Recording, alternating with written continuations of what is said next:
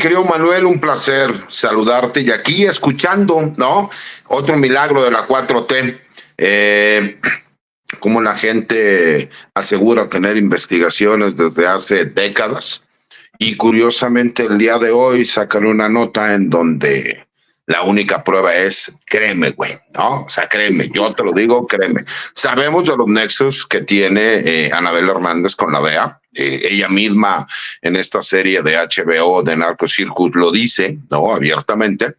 Pero pues de ahí a que tengan una sola prueba y que curiosamente ya sale públicamente a decir que lo ha investigado hasta por debajo de las piedras y que no encontró absolutamente nada, pero parecería que hay algún interés por parte de ir en contra de la figura del presidente porque no han encontrado forma de quitarle popularidad. La gente está contenta, la gente apolítica, por así decirlo, entiende la realidad de que les puede caer bien o mal el presidente, pero que el trabajo se ha hecho y se ha hecho muy bien. Pues llama la atención que Anabel Hernández de repente, ¿no? Pues salga con una nota de este estilo sin mayor sustento de investigación ni legal. Entonces, pues creo que sería muy fácil, ¿no? Pues que saque la llamada telefónica, como tú lo dices, y que nosotros podamos escuchar y saber pues, si efectivamente es el presidente de la República quien está hablando con la Barbie, porque es muy fácil calumniar, ¿no? Engañar, mentir, y me parece que incluso trae un doble sentido, Manuel, fíjate, porque la intención es, ella saca la nota se comenta, se hace obviamente de tema nacional e internacional y es retomado por todos estos, ya sabes, plumas ultraderechistas como para empezar a crear una narrativa de que el presidente de la República pactó con grupos delincuenciales en el 2006. Que yo creo que lo que llamaría la atención sería que supuestamente existieran pactos criminales a partir del 2008, ¿no? 2017, cuando fue candidato que realmente llegó. Pero es meter la idea, ¿para qué? Para crear una narrativa que verás que rápidamente será retomada por estos políticos opositores y por la señora Xochitl Gálvez. ¿Con qué? Con la intención de decir que existe un pacto, ¿no? Mafioso con delincuentes, cuando lo único que se ha demostrado es que quien sí tenía un negocio ligado con narcotraficantes y que simulaban supuestamente ir en contra de los grupos criminales era Genaro García Luna, y que tuvo todo el poder en el sexenio de Vicente Fox, que fue el presidente de facto con Felipe Calderón, y que además mantuvo toda una red de corrupción en el sexenio de Enrique Peña Nieto. Y como no tienen forma de poderlo desacreditar, entonces es ventilar, no tratar de hacer creer. Mi pregunta viene aquí. Desafortunadamente, ¿quién le cree ahora a Anabel Hernández con los últimos palos de ciego que ha estado dando, en donde no muestra una sola prueba y que curiosamente se vende al mejor postor y la utilizan para tratar de sacar y desacreditar siempre algún enemigo político con algún interés de carácter personal? Creo que esa es la pregunta y es una lástima que Anabel Hernández, habiendo sido una de las mejores periodistas de investigación en este país y en América Latina, haya terminado en lo que quedó, en lo que terminó, mi querido Manuel. César, ojalá podamos seguir conservando la amistad después de este escenario que te voy a proponer para hacerte una pregunta. Pero imaginemos que eres el abogado de Anabel Hernández, ¿no? Porque Anabel está acusando en esta columna de financiamiento ilícito y eso en mi pobre comprendimiento es un delito, ¿no? Entonces, si es un delito, pues debería de castigarse. El asunto es demostrarlo. Tú como abogado, César, presentarías como prueba o como evidencia en un juzgado ante un juez cómo funciona el Estado de Derecho, cómo funciona el debido proceso, un texto como este que hace Anabel Hernández, donde pues sí, es texto, palabras, así de sencillo operan las cosas en nuestro país, o desde Alemania, que es donde Anabel Hernández publica esta columna, se puede hacer este tipo de cosas y a ver qué es lo que pasa. Mira, te voy a ser muy honesto, Manuel. Yo la gran ventaja que tengo es que como profesionista decido cuáles son los asuntos que yo pienso representar, ya sea como asesor jurídico privado o como abogado defensor.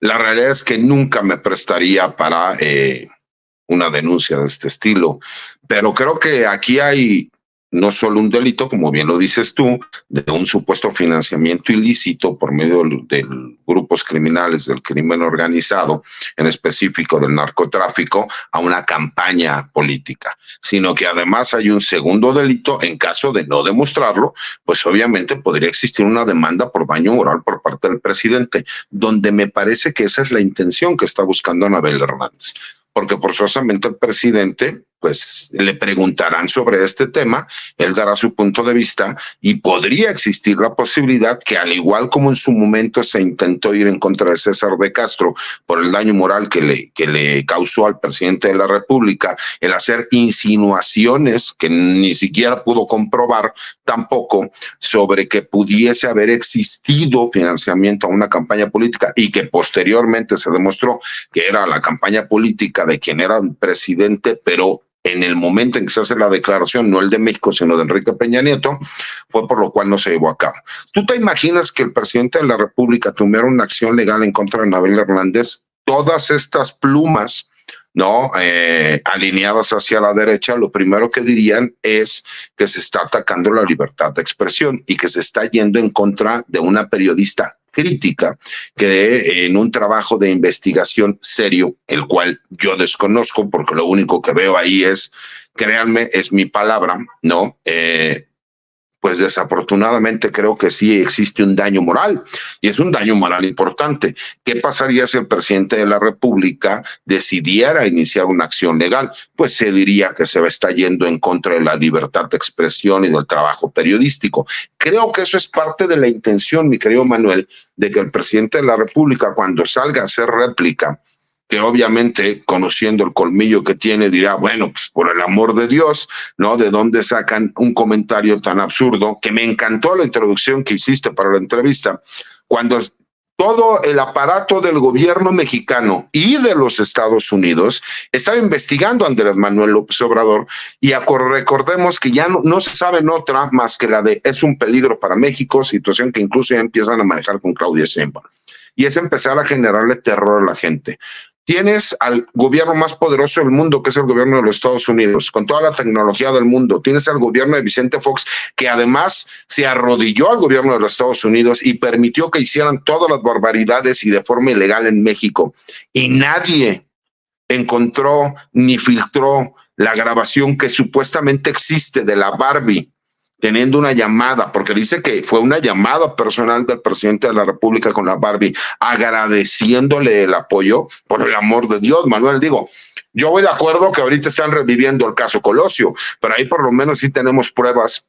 Y existe una investigación muy seria desde hace mucho tiempo periodística de Laura Sánchez Ley, en donde ella siempre dijo que había un segundo tirador y que este tirador era el CISEN y que había habido gente por parte del mismo CISEN que había ido a rescatar a este segundo tirador. ¿Quién en su sano juicio le puede creer? Pero servirá, mi querido Manuel, para crear esa narrativa. Y como te lo digo, legalmente tendría que iniciarse una investigación por noticia criminal. Y asimismo, en dado caso de que no se demostraran los dichos de Anabel Hernández, pues también podría existir una demanda por daño moral en contra de ella. Y ese es el problema que vemos en México. Imagínate si el presidente viviera en Monterrey, como lo del caso de Tatiana, pues a lo mejor de forma inmediata hasta podrían ir por ella y detenerla, como lo que sucedió con Calife. Justo. De hecho, estoy leyendo, fíjate lo maravilloso que son la gente en redes sociales. Nos comparten una nota en alguna ocasión, fíjate, le hicieron una entrevista también a Anabel en Sin embargo, ¿no? Y ella decía, la Barbie me dijo que Calderón era quien encabezaba las reuniones con los narcos. Y alguien muy inteligentemente dice, pero espérate, resulta que según Anabel, el narco financiaba al candidato perdedor, mientras que según Anabel, el ganador de las elecciones protegió a ese mismo narco, ¿no?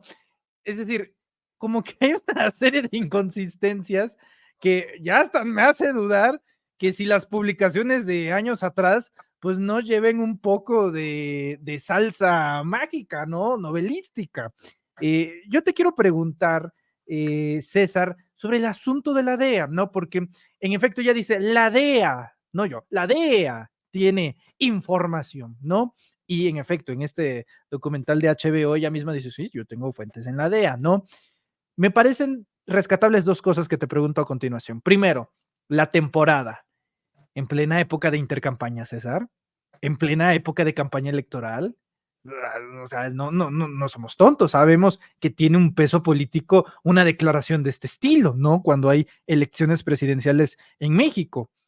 Y en un segundo aspecto, ¿no será, entre otras cosas, porque no creo que a la DEA le guste que utilicen su nombre a la ligera, ¿no será que en todo caso la DEA estará emprendiendo algún tipo de venganza o de represalia contra el gobierno de López Obrador por las recientes políticas públicas en relación al tratamiento de agentes de la DEA en nuestro país? Mira, la DEA es muy perversa y eso lo sabemos y siempre ha tratado de manipular las situaciones. Incluso el día de hoy yo escribo una columna de por qué la guerra contra las drogas después de 50 años no se ha podido ganar. Y en pocas palabras lo que explico es eso, ¿no? Desde la creación de la DEA, que se supone que es una agencia para el control de las drogas al interior de los Estados Unidos, pero que tiene facultades para fuera del país dictaminar y decir cuáles serán las políticas antidrogas que se tienen que llevar, pero que curiosamente solamente se habla de narcotraficantes colombianos, mexicanos, asiáticos, etcétera, pero nunca se habla de grupos criminales norteamericanos, y que sería imposible que se ingresaran el gran número de drogas que llegan a los Estados Unidos si no fuera por la complicidad de las mismas autoridades norteamericanas. Además, sumado al hecho de que se sabe, y es un problema de salud pública que ellos tienen, que son el país con el mayor índice de drogadicción a nivel mundial. Entonces, partiendo de ese punto y reconociendo y recordando que el gobierno mexicano puso restricciones al manejo que tenía la DEA, que durante más de 20 años hizo lo que quiso en México, pues por supuesto que podría utilizarse la filtración de decir, tenemos cierta información. La cosa viene aquí, mi querido Manuel, y eso es lo que más me llama la atención. Esta declaración no solo afecta a las elecciones en México, sino también en Estados Unidos, porque le va a dar una narrativa, y eso ya lo sabemos, ya sea a los republicanos o a los demócratas, para decir que la política antidrogas que se ha llevado a cabo con México no solo es incorrecta, sino que será también como para atacar cierto punto en donde puedan decir que el gobierno mexicano es corrupto, empezando por el mismo presidente de la República. Es muy grave la acusación, Manuel, y el problema que hay aquí es que si alguien se atreve a hacer una imputación de ese estilo sin una sola prueba, es porque ya tiene medido el tamaño de la reacción, Manuel. Me parece que Anabel Hernández ha sabido capitalizar muy bien el victimizarse. Y tenemos que reconocer que ella en su momento habló de Genaro García Luna y lo que dijo de Genaro García Luna parcialmente fue cierto. La situación viene en donde ella no puede, porque desde el día 1 dijo que Genaro García Luna era un corrupto. Aquí ella misma públicamente, como ya lo mostraste, siempre dijo que ella investigó al presidente hasta debajo de las piedras y nunca encontró una sola prueba ni un solo indicio de que el presidente fuera corrupto. Y hoy curiosamente viene a decir que desde el año 2006, y todos sabemos, como te digo, ella dice que habla de fuentes de la DEA, pero también da a entender, o por lo menos así lo entiendo yo, que ella es una de esas fuentes también de la DEA y que no solo la información va de la DEA hacia ella, sino también de ella hacia la DEA, que por eso tiene tan buena información. Me parece curioso que hay otro periodista como Jesús Esquivel de Proceso, que nunca ha tocado el tema, que nunca ha hecho mención sobre esto y que él también tiene buenas relaciones y lo ha hecho público siempre con la DEA.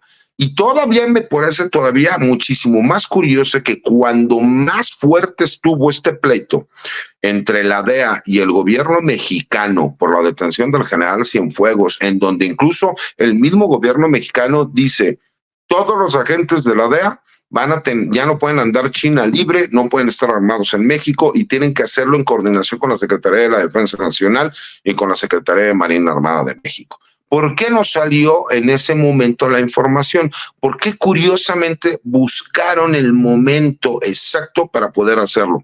Porque es la perversión política de querer poner una narrativa, mi querido Manuel. El problema, con todo respeto, es que utilizaron a un personaje que ya tiene muy poca credibilidad y que además ella ha sabido victimizarse. Me parece que eso es lo que ella va a buscar nuevamente, victimizarse para decir que no puede estar en México por el temor fundado que pudiese existir, por el hecho de haber hecho públicos estos supuestos nexos del presidente de la República con un narcotraficante que además, recordemos que fue detenido detenido desde hace cuántos años y que no tiene el mayor peso político, no, ni dentro del mundo del narcotráfico en el país. Eso es lo que me llama poderosamente la atención, ¿no? Que diga que hay una llamada supuestamente grabada con la Barbie. ¿Y por qué nunca, cuando el gobierno mexicano hubiera hecho lo inhumanamente necesario para poderla conseguir, nunca apareció? Y curiosamente hoy, ¿se me explicó? 18 años después, supuestamente se hace mención sobre una llamada que nadie conoce, que nadie supo y que además no sabemos ni siquiera si existe, porque ahora lo importante sería que nos demuestre que lo que ella escribió es real, por si no, entonces sí hay un agravio, no solo al presidente de la República, sino a todas las personas que apoyamos al presidente de la República. Y en plena época electoral yo sigo resaltando esa parte. Querido César, antes de despedirte, me gustaría preguntarte sobre el anuncio, el comunicado que da la Fiscalía General de la República. Hay un segundo tirador, es lo que indica la FGR, y también que esta personalidad, este exagente del CISEN, entre otras cosas, fue encubierto por el subsecretario del CISEN, que en esos entonces era alguien llamado Genaro García Luna. César, si en efecto esta persona, este exagente del CISEN, disparó, remató contra Colosio, entonces la teoría del asesino solitario, pues es una motivación personal, ¿no? Se puede concluir, Aburto está loco, por eso mató a Colosio, muy bien. Pero si participa un exagente del CISEN, que respondían hasta el mismísimo presidente de la República, César, pues ahí ya entra al terreno de conspiración y en efecto al crimen de Estado. Mira, Manuel, yo siempre he pensado que fue un crimen de Estado el magnicidio de Colosio. Jorge Antonio Sánchez Ortega, ex agente del CISEN, que se tenía conocimiento que efectivamente fue detenido, que se le encontró en las pruebas de radisonato de sodio que había accionado un arma de fuego y que además en la vestimenta traía sangre del candidato. Eso ha quedado comprobado. La problemática real que yo veo aquí es, será más que lógico que existieron dos disparos de dos armas de fuego diversas y que solamente era un tirador, ¿no? Que como bien lo dices tú, estaba mal de sus facultades mentales y que de repente decidió que quería matar al candidato del PRI a la presidencia de la República, que en aquel entonces iba a ser el presidente de México porque solamente ganaba el PRI. Pues por supuesto que nos demuestra que sí hubo una conspiración y que sí hubo un crimen de Estado. ¿Dónde viene el mayor problema a mi consideración, Manuel?